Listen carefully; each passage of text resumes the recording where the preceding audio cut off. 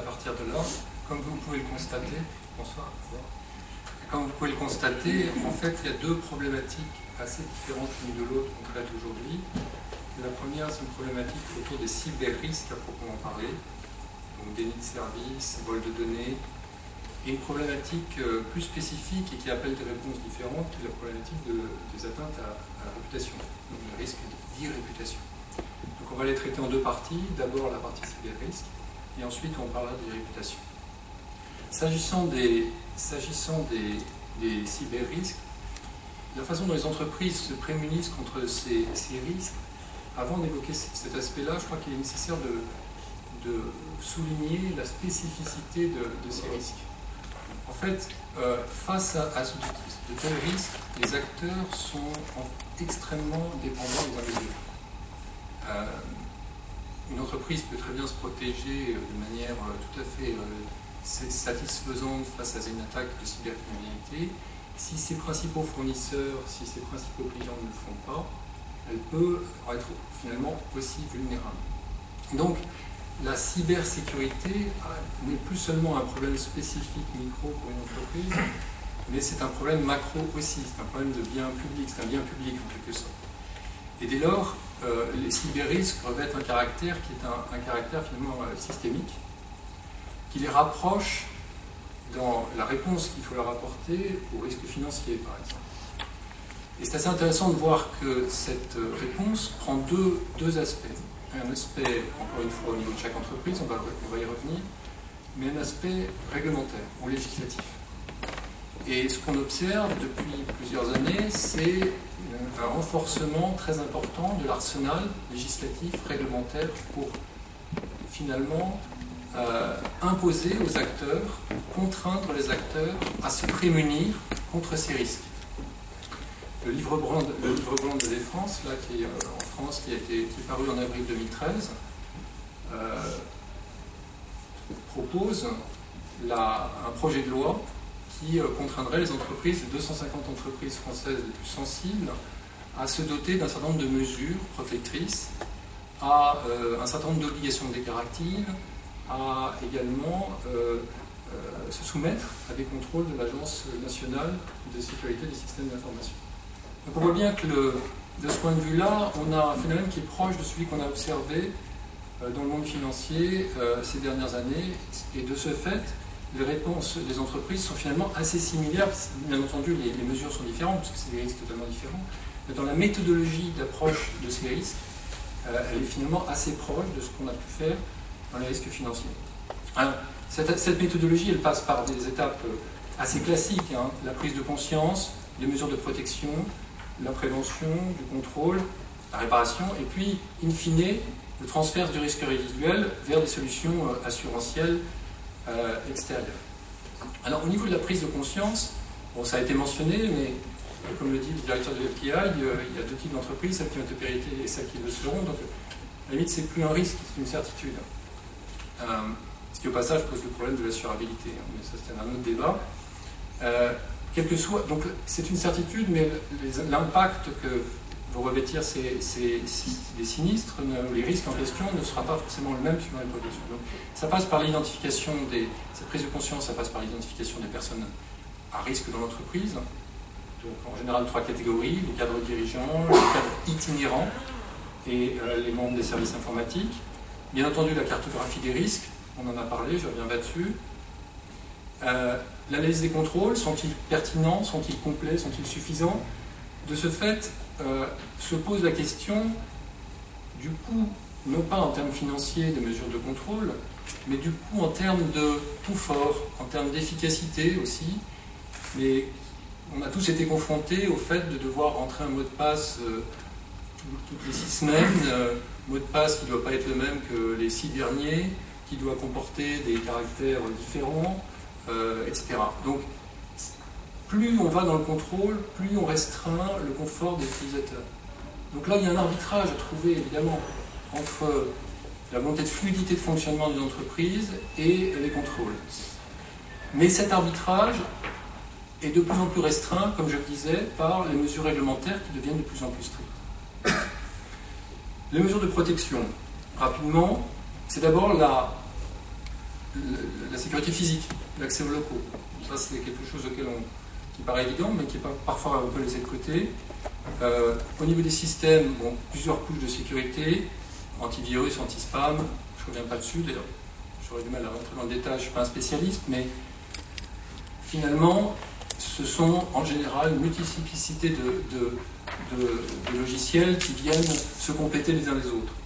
Et enfin, et surtout, je dirais, la protection face au risque du Web 2.0, qui est en fait tout ce qui est partage, réseaux sociaux, applications peer-to-peer, où là, évidemment, les risques sont démultipliés et où l'entreprise doit se doter d'un certain nombre de règles afin de limiter la capacité d'utilisation dans ce cadre-là d'applications ou certaines fonctionnalités.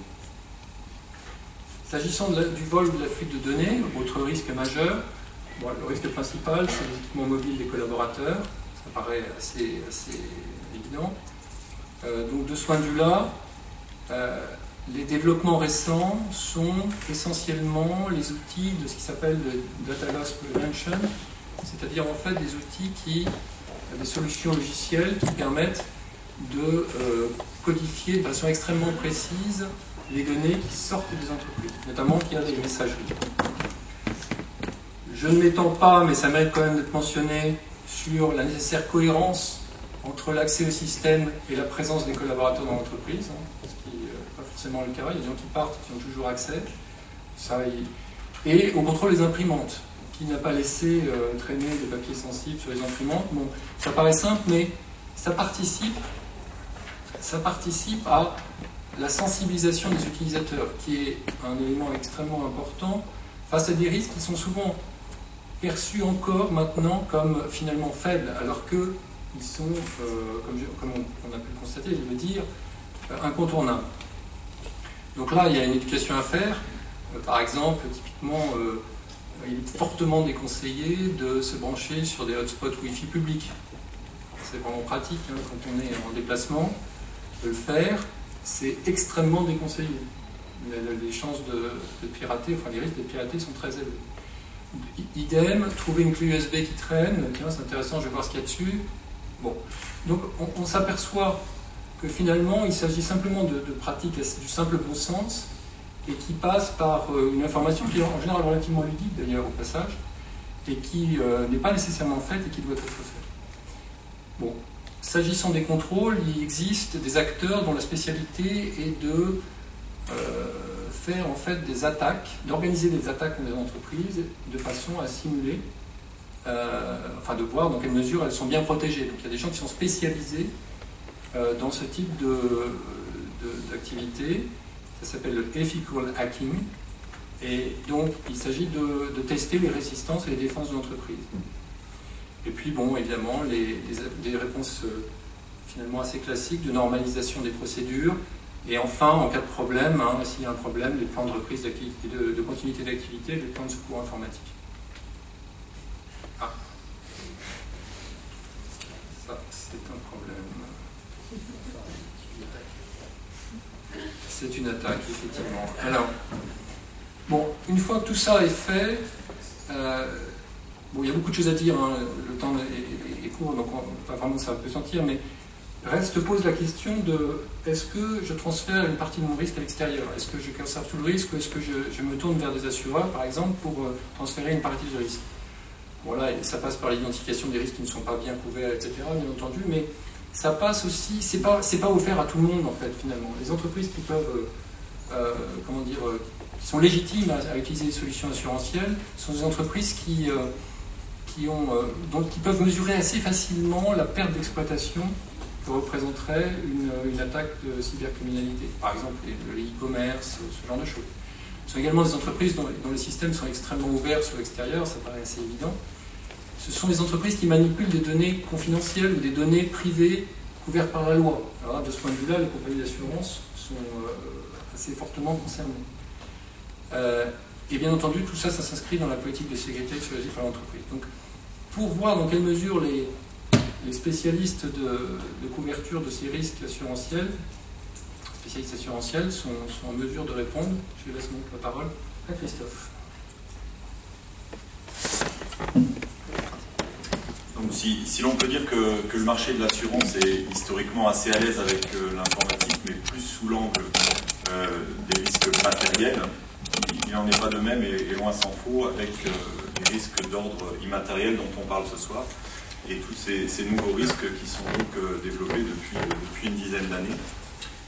Et en plus, la typologie de risque dont on parle transcende les clivages habituels qui nous permettent de nous repérer sereinement dans nos métiers un petit peu sclérosés, d'un côté le dommage, de l'autre l'accès, etc.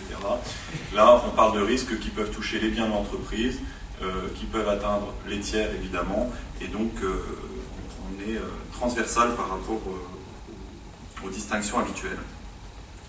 Ce que l'on peut noter, c'est que la réaction du marché est assez lente par rapport à l'apparition de ces risques, puisque déjà depuis une dizaine d'années, seul ACE avait finalement lancé, en complément d'une garantie liée au dommage matériel informatique, une garantie pour les préjudices immatériels, tant pour l'entreprise, une sorte de perte d'exploitation suite à atteinte des données, et également un volet RC, donc pour le préjudice occasionné au tiers du fait de ces atteintes. C'est seulement très récemment que ACE a été complété par d'autres acteurs, tous anglo-saxons ou quasiment tous, et on peut s'interroger sur l'inertie d'un marché domestique comme le nôtre en réponse à l'apparition de ces nouveaux risques. Pour comprendre cette inertie, disons que cette typologie de risque à traiter comporte un niveau de difficulté et d'appréhension tout à fait important. Difficulté d'analyse, d'abord, Nicolas parlait du problème d'assurabilité. La question peut se poser. Ensuite, le manque de recul, évidemment, si on souhaite aborder ce genre de risque avec l'œil actuariel habituel de nos professions, c'est un petit peu compliqué parce qu'on n'a pas vraiment 20 ans d'analyse. La technicité, c'est vrai que c'est un métier, j'allais dire, à part et un petit peu avec un langage propre et une technologie propre qui est un petit peu distante de notre monde, et une peur des assureurs de l'antisélection. Quand on ouvre une branche, évidemment, la crainte est de recevoir dans cette branche la totalité des entreprises qui n'ont pas su se protéger correctement par ailleurs, ce qui serait évidemment un arrêt de mort pour cette branche. C'est également une difficulté pour vendre ces produits, puisque autant, une fois qu'on a un risk manager ou un directeur financier, on peut regrouper sur une ou deux personnes dans l'entreprise la totalité des sujets à traiter pour ce qui est de l'incendie, de la RC, etc. Autant pour le sujet informatique, on va se retrouver avec des interlocuteurs dont on n'a pas l'habitude, notamment les DSI, et il va falloir adapter un langage qui n'est pas, encore une fois, le nôtre. Et enfin, une difficulté non des moindres, dont parlait Nicolas tout à l'heure, qui serait le coût, puisque les essais et puis le marché actuel couvrant ces cyber-risques reste relativement onéreux. Et enfin, j'ajouterai un argumentaire de vente qui est propre et auquel il faut sans doute ajouter aujourd'hui un certain nombre de prestations annexes en termes de gestion de crise, puisque à cause du lien entre les cyber-risques et les réputations, et également des prestations d'audit spécifiques pour avoir un regard extérieur sur la capacité interne de l'entreprise à gérer ces risques. Donc pour un état du marché, je vous ai mis en 3 slides les caractéristiques de 3 majeurs du marché qui aujourd'hui offrent des solutions pour les entreprises. On peut en noter quelques-unes d'autres. Là j'ai mis ACE, Hiscox et AIG, encore une fois 3 assureurs anglo-saxons. On pourrait compléter par XL ou Beazley, pour le marché de Londres pour Beazley. Ce qui est à noter, c'est que c'est un marché qui est réservé, entre guillemets réservé, à l'approche technique de quelques grands courtiers qui apportent une réelle plus-value. Si on tape sur Google cyber-risque, on va rapidement tomber sur les sites de Marsh, d'E.ON, de Gras Savoie, qui sont un peu les seuls à réellement développer une approche spécifique et une technicité propre pour ces produits. Là, l'approche produit que j'ai présentée sur ACE, Hiscox et AIG, c'est les assureurs en direct qui créent un produit et qui essayent de le distribuer par le réseau traditionnel de courtage, ce qui a beaucoup de mal à prendre. Néanmoins, on peut dire que c'est une réelle opportunité de développement, on en a parlé tout à l'heure. En plus, la directive européenne de 2009 obligeant les entreprises à informer les clients d'une éventuelle violation des données personnelles contraint les entreprises à vraiment maîtriser leurs risques et à transférer le risque résiduel non gérable. La question qu'on peut se poser, c'est pour l'ensemble de ces couvertures, comment le marché va réagir, puisqu'on a vu que les assureurs traditionnels du marché français sont peu ou pas présents. Est-ce qu'on va finalement réintégrer ça dans les produits classiques de mutualisation d'entreprise, de RC, etc., et étendre le spectre des garanties? C'est une possibilité. L'autre, c'est de rester sur une branche spécifique cyber-risque.